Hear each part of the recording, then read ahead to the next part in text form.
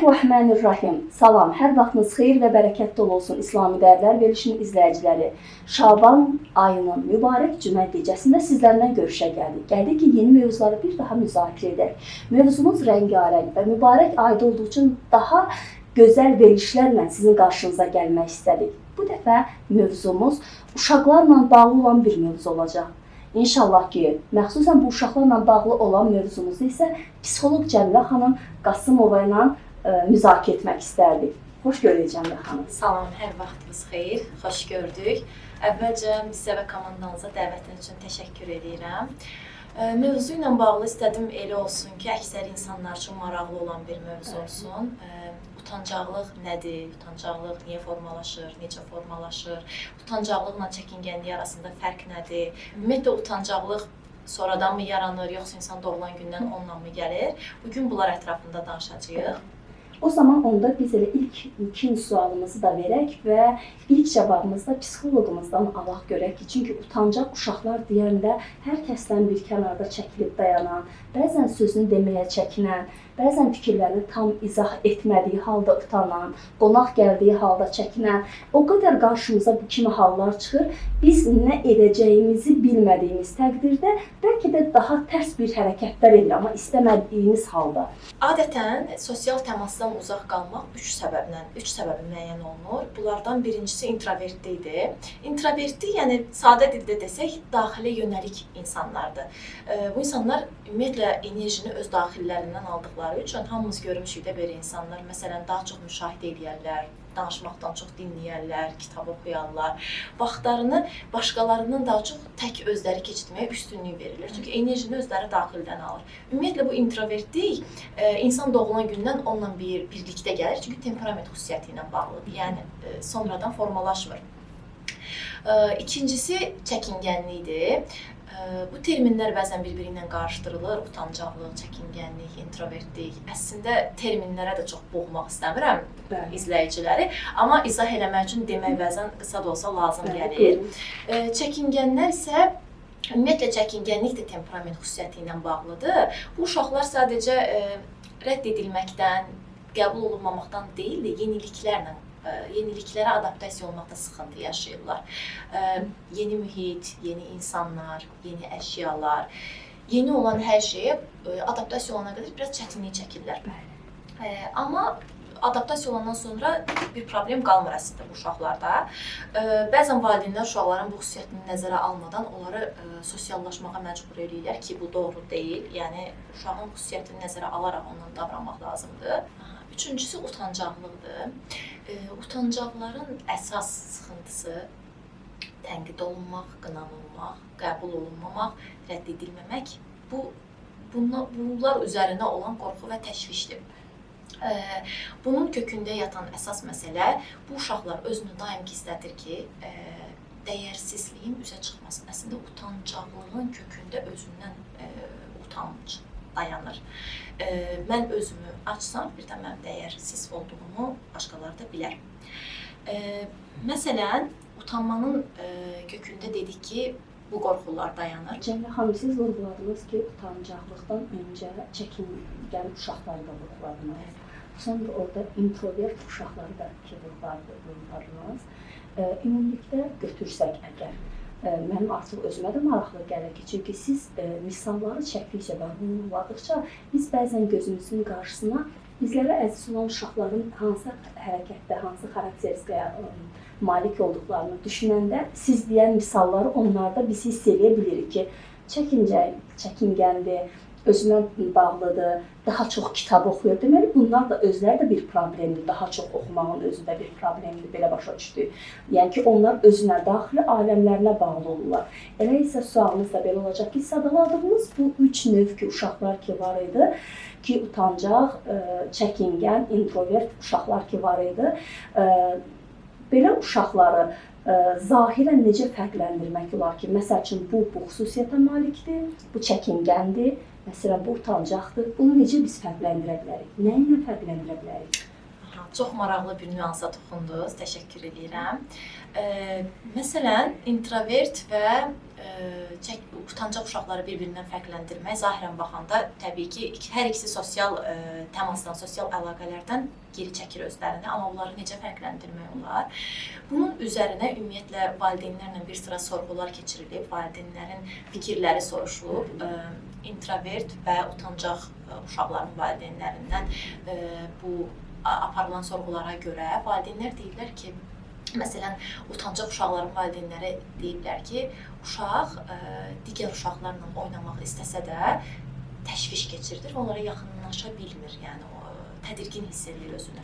Hətta uşaqlar, digər qrupla oynayan uşaqlar onu oyuna dəvət eləsələr də, o yenə də yaxınlaşmaqda çətinlik çəkir və oynamaq istəməyinə baxmayaraq oynaya bilmir. Amma introvert uşaqların valideynləri isə onların fikirləri belə olub ki, uşaq tək də oynasa, digər uşaqlarla da oynasa xoşbəxt görünür. Yəni hər hansı bir narahatlıq, tədirginlik, təşviş görünmür. Bundan əlavə tək də oynasa, yenə də qrupla oynasa uşaq oyundan zövq ala bilir. Deməli, introvert və utancaq uşaqların zahirən sosial əlaqələrdən uzaq olduğunu əsasən bunlar üzərində görmək olur ki, biri oynamaq istədiyi halda oynaya bilmir digər uşaqlarla. Introvertlər isə onsuz da onlar üçün bir sıxıntı yoxdur. Onlar tək də oynasalar xoşbəxtdirlər yəni. Deməli, özləri üzərində rahat olurlar. Bəli, bu temperament xüsusiyyəti olduğu üçün onlar üçün bu rahatdır. Yəni onlar tək də oynayanda, tək də qalanda özlərindən enerji ala bilirlər. Onlar üçün bu sıxıntı deyil yəni. Ümumiyyətlə introvertlik insanın əgər temperament xüsusiyyəti ilə bağlıdırsa, insan bütün ortamlarda çox da sosial təmasa üstünlük verməyəcək. Amma bir çox araşdırmalar göstərir ki, utancaqlar qınanılmaqdan qorxmadığı yerlərdə, özlərini rahat hiss elədiyi yerlərdə rahatlıqla özlərini aça bilirlər. Yəni özlərini gizlətməyə çox da ehtiyac duymurlar. Demək ki, introvertlərdən fərqli olaraq həmin bu utancaq uşaqlar üçün ortam, mühitin fərqi var. Yəni rahat hiss eləyəndə rahat ola bilirlər. Məsələn, bayaqları çəkingənləri qeyd elədik ki, onlarda da bu tədirginlik, təşviş var. Amma onlarda kimsə məni qəbul eləməz, dəyərsiz hiss eləyərəmlə bağlı deyil. Sadəcə onların tək sıxıntısı yenilik, yeni olan hər şeydir, mühit, insan, bayaq da qeyd elədiyimiz kimi. Bunların əksinə olaraq, məsələn, narsistlər hər girdiyi ortamda istəyirlər ki, hər kəs ona heyran olsun, diqqət mərkəzində olsunlar, hər kəs tərəfindən görülmək istəyirlər. Amma utancaqlarda bu əksinədir. Onlar qəbul olunmaq kimi bir dərdləri yoxdur. Məni qəbul eləməsən də olur, yetər ki, məni rədd etməm. Biri qaçış motivasiyasıdır, biri yaxınlaşma motivasiyası, yəni fərq bundadır. Bundan əlavə biz qeyd elədik ki, məsələn, utancaqların sosiallaşmaq istəməməyinin səbəbi, istəməmək yox, sosiallaşa bilmirlər istəsələr də. Bəs utancaqlar nədən narahat olurlar? Mən əgər münasibət qursam, birdən rədd edilərəm, birdən nə isə deyərəm, qınanılaram, səhv deyərəm. Ona görə mən neyniyim, bir iş görməyim ki, mənə heç kəs qınamasın, münasibət qurmayım ki, heç kəs mənə rədd etməsin. Əsas sıxıntı buradadır. Bir də bəzən valideynlər özləri utancaq ola bilirlər, yəni ana və yaxud ata özləri belə olduğu üçün düşünür ki, mən uşağımı da belə böyüdüm ki, özü yəni həyatının bu yaşına qədər özünü geri çəkərək, sosial təmasdan uzaq olaraq keçirdiyi üçün düşünür ki, uşağımı da belə böyütsəm, o da güvəndə olar, o da özünü rahat hiss edir. Yəni bir növ bildiyi doğrunu ona öyrədir. Bəzən belə də olur. Elə isə onda biz sualımızı belə verə bilərik də, yəqin ki, Cənnə xanım ki, məsələn ki, uşaqlar o utancaqlığı valideynlərindən öyrənir bəzən. Baxırlar valideynlərinə, yəni onlardan götürürlər onda utancaqlığı, elə başa düşdük. Bilirsiniz, bəli, bilirsiniz, 7 yaşa qədər ümumiyyətlə uşaqlarda abstrakt təfəkkür formalaşmadığı üçün uşaq gördüyünü doğrular olaraq qəbul eləyir. Yəni buna rol model almaq deyirlər əslində. Necə? Yəni uşaq nə görür? Tutaq ki, ana, ata, valideynlər utancaqdırsa, uşaq düşünür ki, mən də bu cür olum ki, mən də özümü güvəndə hiss eləyim. Burada uşaq gördüyünü götürür, bəli. Amma bayaq dediyimizin fərqi bundaydı ki, uşaq götürmür, valideyn onu öyrədir ki, sən də bu cür ol. Bəli, bildiyi doğru olur. Amma rol model almaq da bəli, o da ayrı bir məsələdir ki, uşaq onu görür və düşünür ki, mən də bu cür olsam, mənim də həyatım rahat olar. Çünki ən azından bildiyim bir yol budur. Elə isə Cənnə xanım, biz bütün bu danışılanları bir necə deyil, tərəzinin bir gözünə qoysaq, biz başa düşdük ki, özgüvənlikdir və yaxud da ki, utancaqlıqdır, çəkingənlikdir. Bunların hamısını deməli uşaq 7 yaşa qədər özləri baxır, özlərinə müəyyən bir şeyləri götürürlər. Eləsə sualımız da belə olsun ki, utancaq uşaqların özgüvənliyi aşağı olur. Bu da çox qəşəng bir sualdır. Təşəkkür edirəm sualınız üçün. Ümumiyyətlə utancaqlıqda özgüvən, rədd edilmə qorxusu, qınanılma qorxusu, bunlar xüsusilə utancaqlığa səbəb olur. Amma soruşsaz ki, ən əsas hansı səbəb olur? Kəsinliklə özgüvən məsələsini deyə bilərəm. Ümumiyyətlə utancaqlığı aradan qaldırmaq üçün əsas olan özgüvəni artırmaqdır. Çünki ümumiyyətlə bu utancaq uşaqlarda, insanlarda həm də müəyyən bir düşüncə qəlibləri olur. Məsələn, birdən mən səhv eləyərəm, birdən məni qınayarlar, qınasalar mən bundan başa çıxa bilmərəm, insanların məndən gözləntiləri var, mən onu qarşılaya bilmərəm. Bu düşüncə qəlibləri var. Bununla paralel özgüvən artmalıdır. Özgüvən əgər artırsa bir insanda, məsələn, özgüvən ümumiyyətlə nədir, daha sadə desək. Mən sadəcə mən olduğum üçün dəyərliyəm. Mən olduğum üçün dəyərli hiss eləyirəm və başqa insanlar da mənə onsuz da dəyər verirlər. Əgər mən başqalarının mənə dəyər verdiyini düşünürəmsə, özümü dəyərli hiss eləyirəmsə, mən sosial münasibətlərdən niyə qaçım ki? Mən sosial münasibətlər quracam. Mənim əgər utancaqlıqda dəyərsiz hiss edirəm və düşünürəm insanlar mənə dəyər vermirlər və sosial münasibətdən qaçıramsa, indi bunun əksi formalaşırsa, mən sosial münasibətlərə çox rahat girəcəm, yəni bir sıxıntı yaşamayacam. Ona görə utancaqlıqda əsas məsələ özgüvəni artırmaqdır.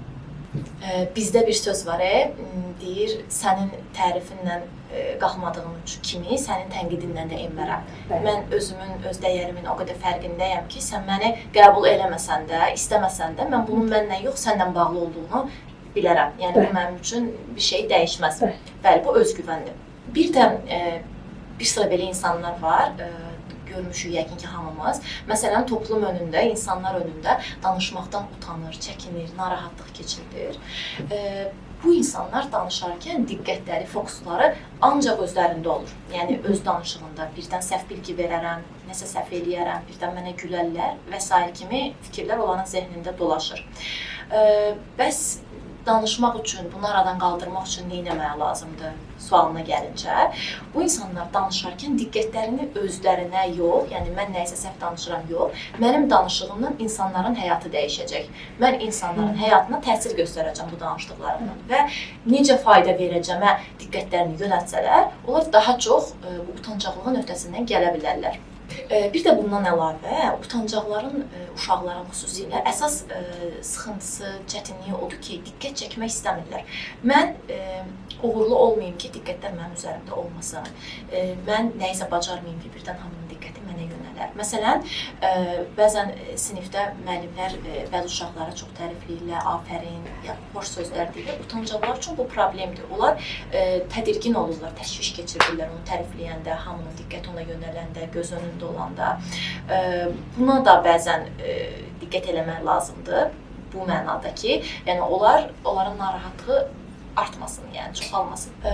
Bəzən bəzi valideynlərin də bir çox davranışları uşaqlarda kiçik yaşlardan utancaqlığa səbəb ola bilir. Yəni necə bir davranışlar, necə bir münasibət, yəni bunlara toxunmaq istəyirik. Əgər valideyn həmişə haqlı çıxırsa və uşaq haqsız çıxırsa, valideyn uşağı hər mövzuda özünə boyun əydirirsə, itaət elətdirirsə, uşaq düşünür ki, artıq mən neynəsəm də onsuz da haqsız çıxacam, yəni.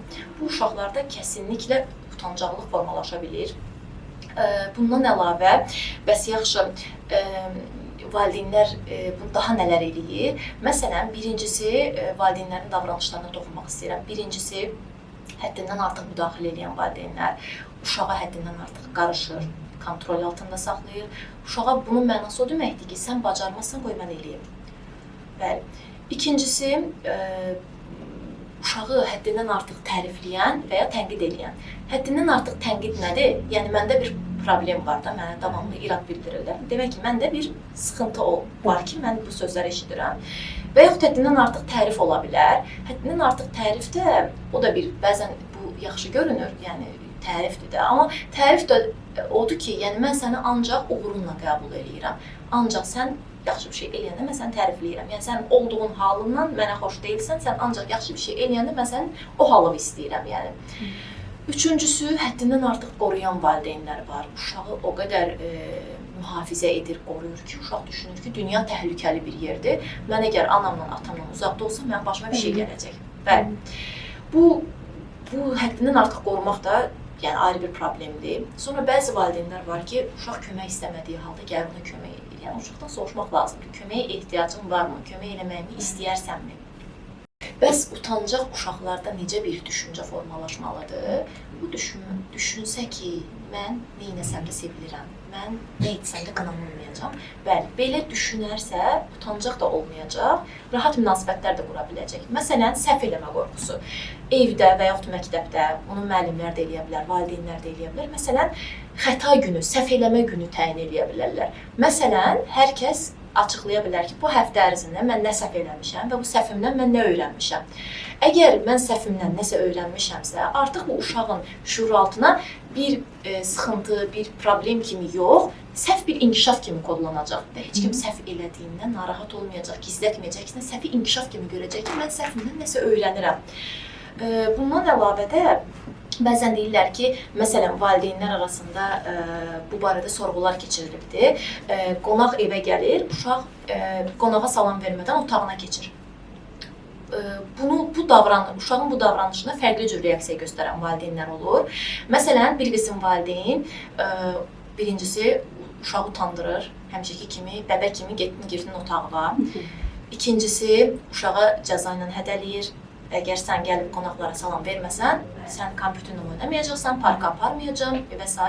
Üçüncüsü isə heç nə demir, uşaq təşvişlidir, valideyn də onunla bir yerdə təşvişlidir. Əgər bir tərəf narahatsa, tədirginsə ki, bu uşaqdır, valideyn nə olmalıdır? Valideyn rahat və aram olmalıdır ki, uşaq da sakitləşə bilsin. Bu cür münasibət göstərən valideynlərin uşaqlarında utancaqlıq daha çox formalaşır. Digər bir qrup valideynlərdə isə onlardan keçirilən sorğularda onlar bildirirlər ki, əgər uşaq gəlib qonaqlarla salamlaşmırsa, mən onun otağına gedib ondan sadəcə danışıram, söhbət edirəm, niyə narahat olduğunu soruşuram və yaxud deyirlər ki, onun otağına keçib bildirirəm ki, ona yad bir insan gələndə qorxmaq, narahat olmaq təbii bir hissdir. Üçüncüsü isə sual verirəm ki, bu prosesi sənin üçün daha maraqlı necə eləyə bilərik? Bu cür davranan, münasibət göstərən valideynlərin uşaqlarında utancaqlıq demək olar ki, görülmür o birisilərlə müqayisədə. Ümumiyyətlə, bütün bunların yekununda, yəni sonunda onu demək istəyirik ki, yəni utancaqlıq bəzən bizdə fərqli cür istifadə olunsa da utancaqlıq ciddi bir özgüvən problemidir. Bu da demək olar ki, valideynlərin münasibəti üzərinə formalaşır uşaqlarda. Yəni biz zaten qeyd elədik, introvertlikdir, çəkingənlikdir ki, bunlar temperament xüsusiyyətidir, amma utancaqlıq ailədə formalaşır, yəni sonradan yaranır. Ona görə valideynlərə də yəni bu barədə diqqət eləməyi, həmçinin məktəbdə müəllimlərə də uşaqların xüsusiyyətlərini nəzərə almaqları, ümumiyyətlə uşaqların xüsusiyyətlərini nəzərə almalı, xüsusən utancaqlığın yaranmasının qarşısını almaq üçün onlara düzgün münasibət göstərmək, bu qeyd elədiyimiz bir çox məsələləri aradan qaldırmaq, uşaqlara daha rahat, qınamaq deyil də sevgi dolu, rahat bir mühit yaratmağı istəyərik. Zaten bizə sonda deyəcəkdik ki, psixoloq Cəmilə xanım Qasımova bizim izləyicilərimizə, körpə uşaqları olan ki, məktəb yaşında olan uşaqlarımız ki var, onlara nə demək istəyərdi sonda. Amma siz özünüz elə gözəl vurğuladınız ki, inşallah ki, bu verilişimiz həqiqətən də valideynlər üçün çox önəmli və çox özəl verilişlərdən biri olar ki, onlar da özlərində o təkanı, o belə deyək də, uşaqlara qarşı olan fikirlərini dəyişərlər inşallah. Çox sağ olun, təşəkkür edirəm. İnşallah. Çox sağ olun bir daha. Bəli, əziz izləyicilər, mübarək Şaban ayının gecəsində biz sizlərə salam deyirik. Mövzumuz uşaqlarla bağlı oldu, utancaq uşaqlarla, belə deyək də, çəkingən uşaqlarla. Bu Şaban ayında, mübarək gecədə bu mövzunu işləmək bizim çox xoş oldu. Niyə? Çünki qarşıdan mübarək Ramazan ayı gəlir və Ramazan ayında bir çox uşaqlar oruc olduğu təqdirdə bəzən mən orucam deməklərindən belə utanırlar. Psixologumuz ancaq çox gözəl vurğuladı. Gərək biz onlarla gözəl ünsiyyət quraq və